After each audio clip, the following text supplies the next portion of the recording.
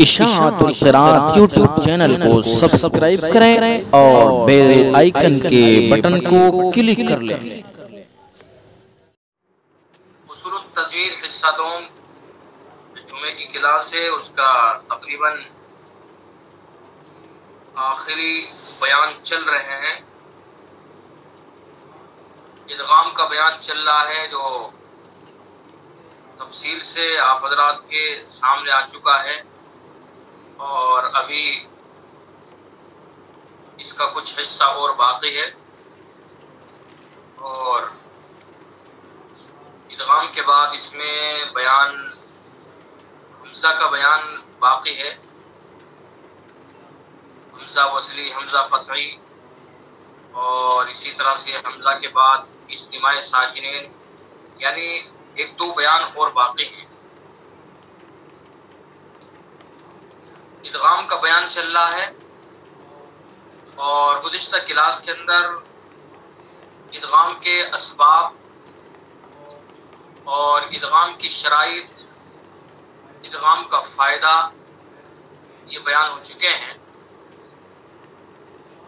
ادغام کے اسباب، ادغام کے 3 اسباب تھے: تماثل، تجانس، تقارب۔ ایک حرف مکرر ہوتا ہے تو ادغام کا سبب تماثل ہوتا ہے، اور ایک حرف کے 2 مخرج ہوتے ہیں تو ادغام کا سبب تجانس ہوتا ہے، اور قریب قریب مخرج ہو تو ادغام کا سبب تقارب ہوتا ہے۔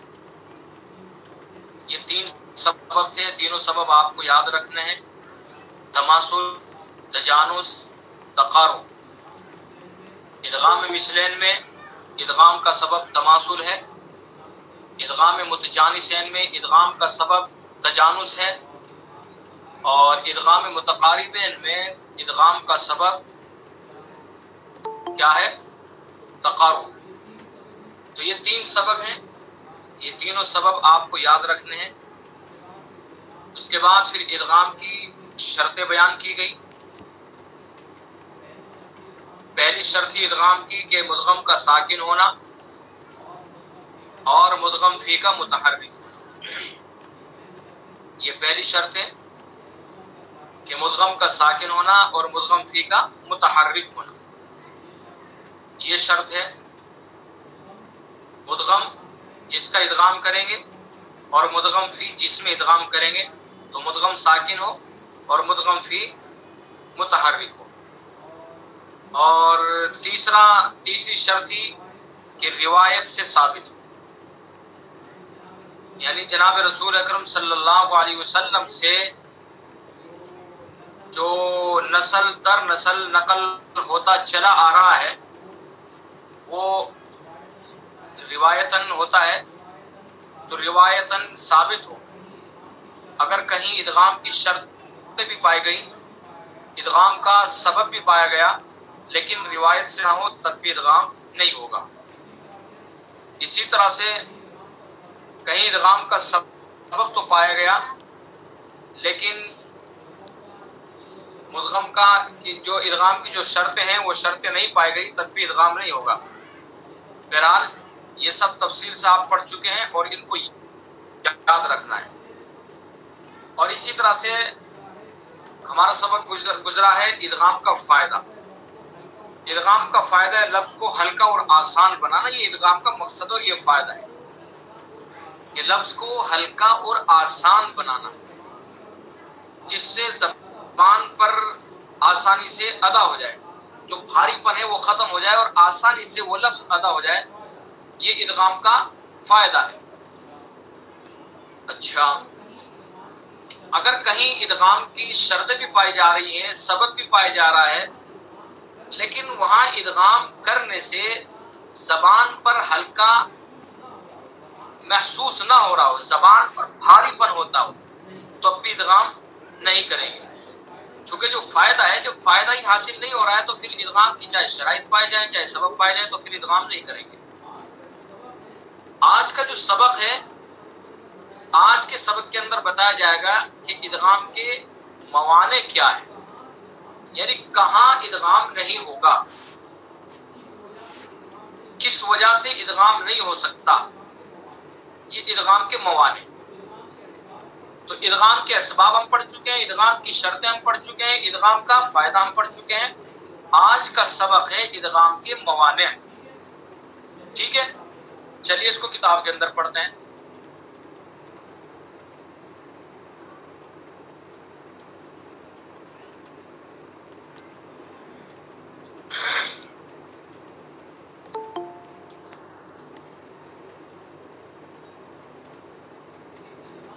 یہ ادغام کے موانع، ادغام کے موانع دو ہیں۔ نمبر ایک، مثلین دو کلمے میں ہو اور مدغم حرف مدہ، یہ پہلا موانع ہے کہ مثلین یعنی ایک حرف دو کلمے میں ہو اور مدغم حرف مدہ ہو۔ بات سمجھ میں آ رہی ہے؟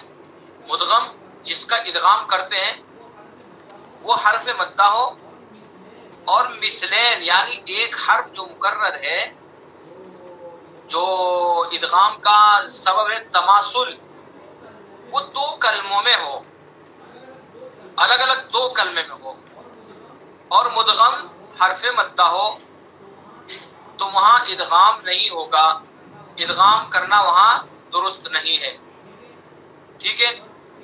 بس فی یوم قالوا وهم الذی یوسوس اور آمنوا وعملوا الصالحات وغیرہ میں ادغام نہیں ہوگا۔ اب یہ جو مثالیں بیان کی گئی آپ کے سامنے، ان کے اندر اگر ہم غور کریں، جو ادغام کا ہم نے قاعدہ پڑھا ہے، ادغام کے اسباب پڑھے ہیں، ادغام کی شرطیں پڑھی ہیں، ان کے مطابق ان میں ادغام ہونا چاہیے فی یوم، اس کے اندر تماثل ہے یعنی ایک حرف مکرر آ رہا ہے، فی یا اور اس کے بعد یا، تو ادغام ہونا چاہیے۔ اور اسی طرح سے قالوا وهم، واو مکرر آ رہا ہے تو ادغام ہونا چاہیے۔ الذی یوسوس، یا مکرر ہے تو ادغام ہونا چاہیے۔ آمنوا وعملوا الصالحات، واو مکرر ہے تو ادغام ہونا چاہیے۔ لیکن ادغام نہیں ہوگا، کیوں نہیں ہوگا؟ چونکہ ادغام کے موانع پائے جا رہے ہیں۔ کیا ہے کہ مثلین ہے تو سبب ادغام کا جو ہے تماثل، وہ پایا تو جا رہا ہے، لیکن جو یہاں پر پایا جا رہا ہے وہ دو کلموں میں الگ الگ پایا جا رہا ہے، دو کلموں میں الگ الگ پایا جا رہا ہے، اور مدغم وہ حرف مدہ ہے۔ بات سمجھ میں آ گئی؟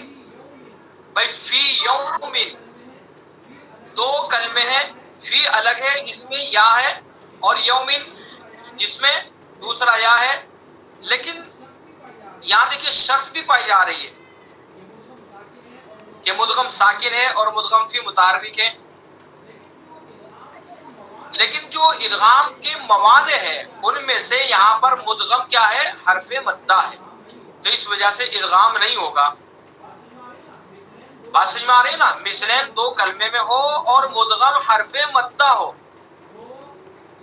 تو یہاں پر مثلین دو کلموں میں الگ الگ ہے، لیکن مدغم جو ہے وہ حرف مدہ ہے، اس وجہ سے ادغام نہیں ہوگا۔ بات سمجھ میں آ گئی نا؟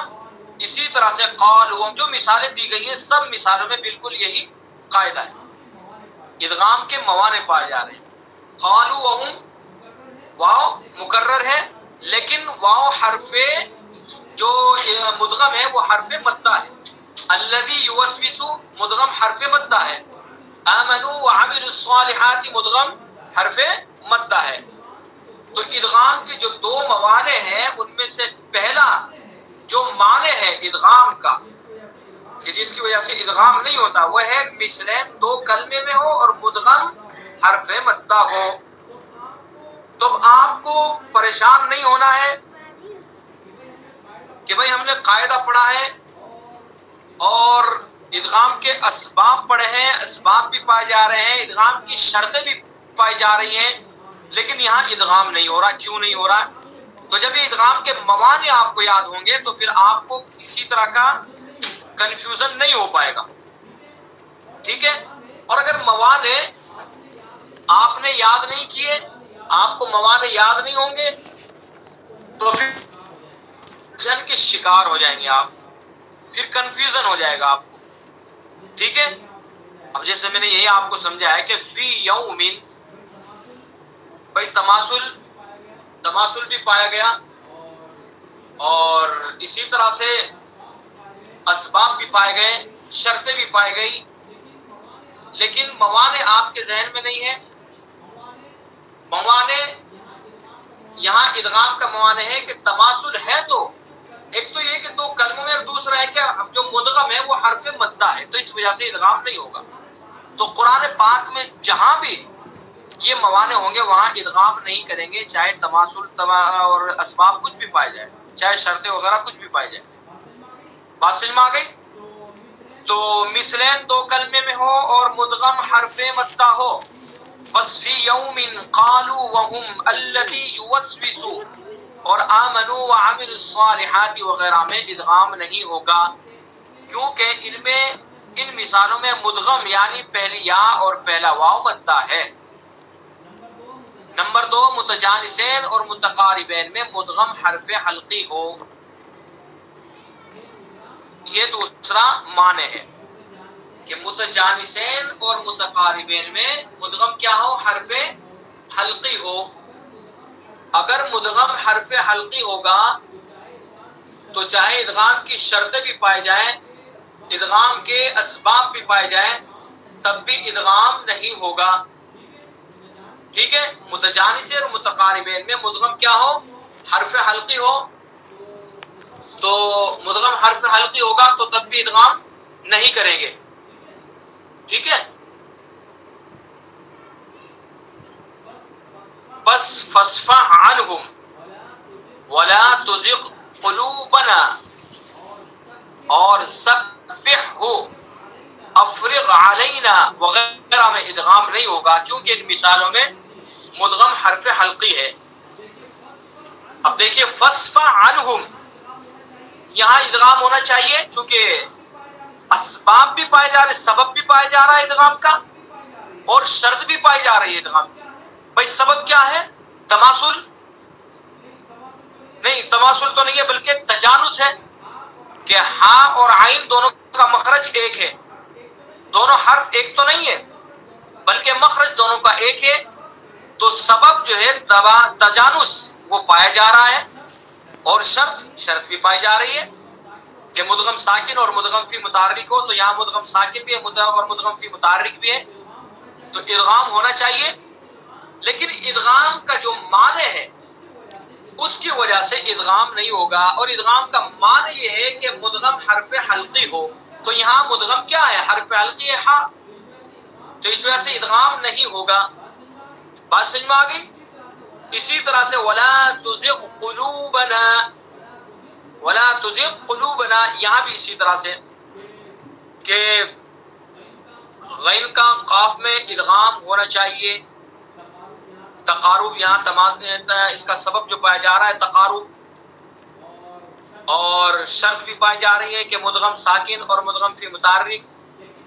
لیکن معنی کی وجہ سے کہ مدغم جو ہے وہ حرف حلقی ہے تو اس وجہ سے ادغام نہیں ہوگا. بات سمجھ میں آ رہی ہے اچھی طرح سے؟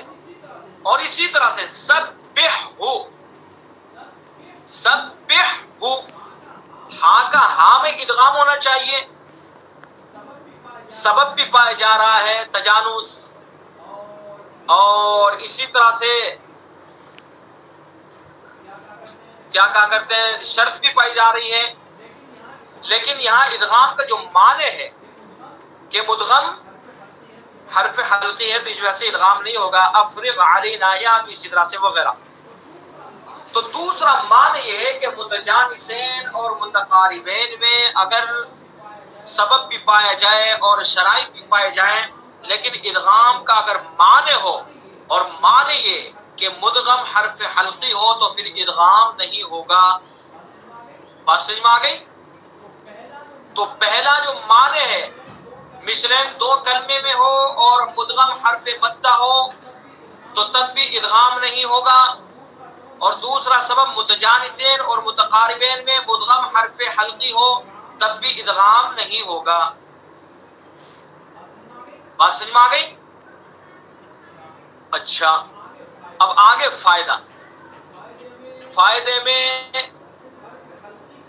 حرف حلقی کا اپنے مثل میں ادغام ہو سکتا ہے، جیسے یوجہ ہو، کیونکہ مدغم کا حرف حلقی ہونا متجانسین اور متقاربین میں مانع ہے، مثلین میں نہیں۔ یہ یہاں فائدے میں ایک چیز بتا دی ہے الگ سے کہ حرف حلقی کا اپنے مثل میں ادغام ہو سکتا ہے۔ مطلب یہ ہے کہ اگر جو ادغام کے اسباب ہیں، ادغام کے اسباب میں سے تماثل اگر ہو، جو سبب ہے وہ تماثل یعنی ایک حرف اگر مکرر ہو، ٹھیک ہے، تو وہاں ادغام ہو سکتا ہے مثلین میں، تجانس اور تقارب میں نہیں ہوگا۔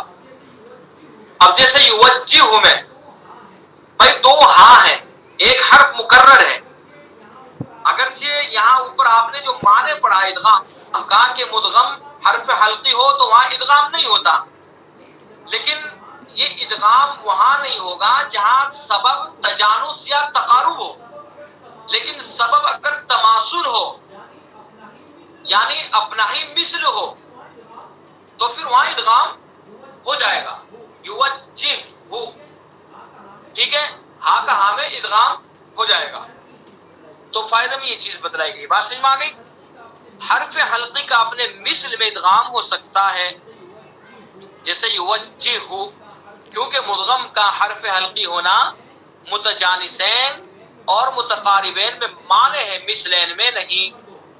نمبر 2، مثلین میں سے اگر پہلا ساکن ہائے سکتا ہو، جیسے مالیہ ہلکا، تو اس میں وصلاً ادغام اور اظہار مع سکتہ دونوں جائز ہیں، اور اظہار مع سکتہ بہتر ہے۔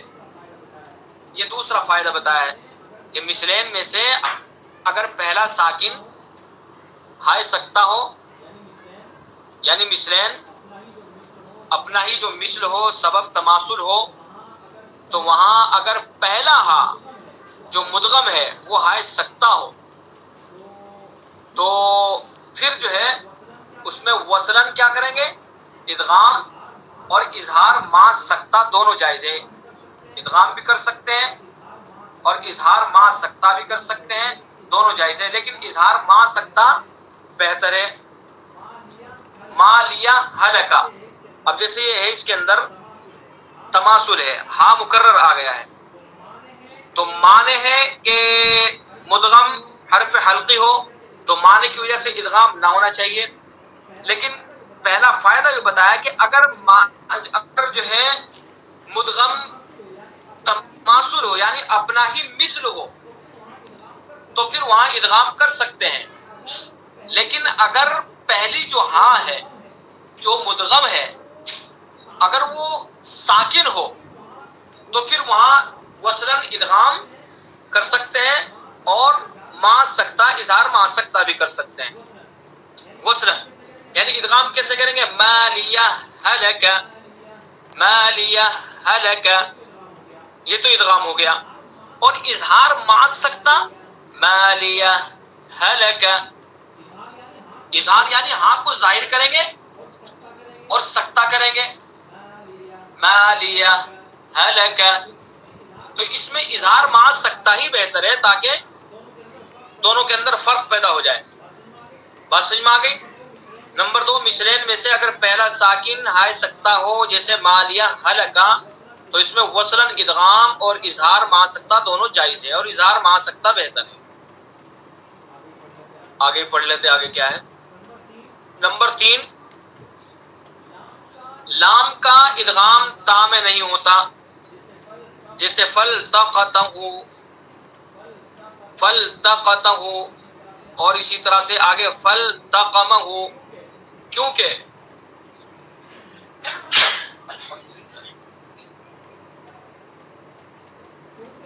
کیونکہ لام اور تا نہ مثلین ہے اور نہ متجانس متقاربین. لام اور تا اس میں جسے یعنی فلتقطہ لام کا تا میں ادغام نہیں ہوگا. کیوں نہیں ہوگا؟ وہ اس وجہ سے کہ لام اور تا نہ تو مثلین ہے اور نہ متجانس متقاربین ہے.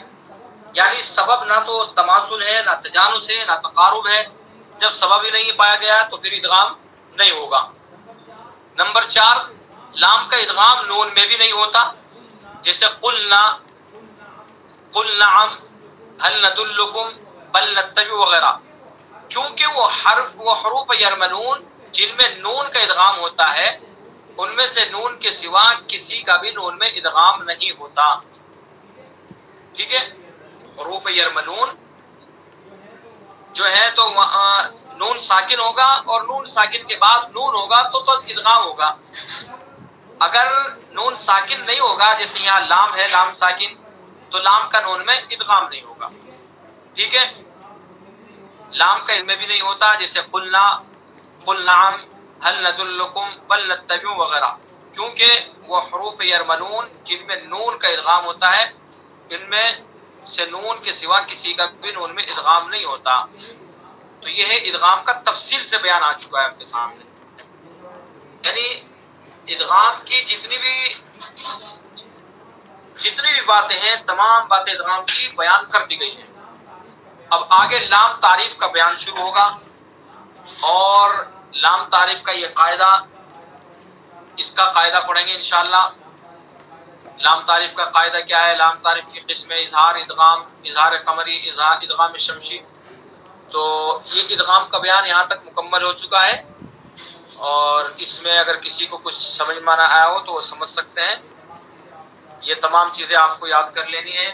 ادغام کے اسباب، ادغام کے شرائط اور ادغام کے موانع، ادغام کے فائدے، ساری چیزیں یاد ہوں گی تو انشاءاللہ بہت فائدہ ہوگا. ادغام کرنے میں مدد ملے گی، ادغام کے فائدہ، ادغام کے مقصد کا معلوم ہوگا، اور کہاں ادغام کریں گے، کہاں نہیں کریں گے، یہ سب چیزیں اسی وقت معلوم ہوگی آپ کو جبکہ ادغام کے آپ کو سبب بھی معلوم ہوں گے، ادغام کی شرائط بھی معلوم ہوں گے. چونکہ اگر دیکھیں آپ نے ادغام کا قاعدہ پڑھ لیا، لیکن ادغام کے قاعدے کے ساتھ آپ کو ادغام کے شرائط نہیں معلوم ہے، ادغام کے اسباب نہیں معلوم ہے، تو کنفیوژن کا شکار ہو جائیں گے، الجھن کا شکار ہو جائیں گے. تو اس لیے ساری چیزیں آپ کو یاد ہونی ضروری ہیں، اور یہ بہت اہم بیان ہے. اس میں اگر کچھ سمجھ میں نہ آیا ہو تو اس کو سمجھ سکتے ہیں. تو یہ آج کی کلاس، انشاءاللہ باقی جو اسباق رہ گئے ان کو آئندہ کلاس کے اندر پڑھیں گے. اس کلاس یہیں پر ختم کرتے ہیں. السلام علیکم ورحمۃ اللہ. وعلیکم السلام ورحمۃ اللہ وبرکاتہ. اشاعت القرآن یوٹیوب چینل کو سبسکرائب کریں اور بیل آئیکن کے بٹن کو کلک کر لیں.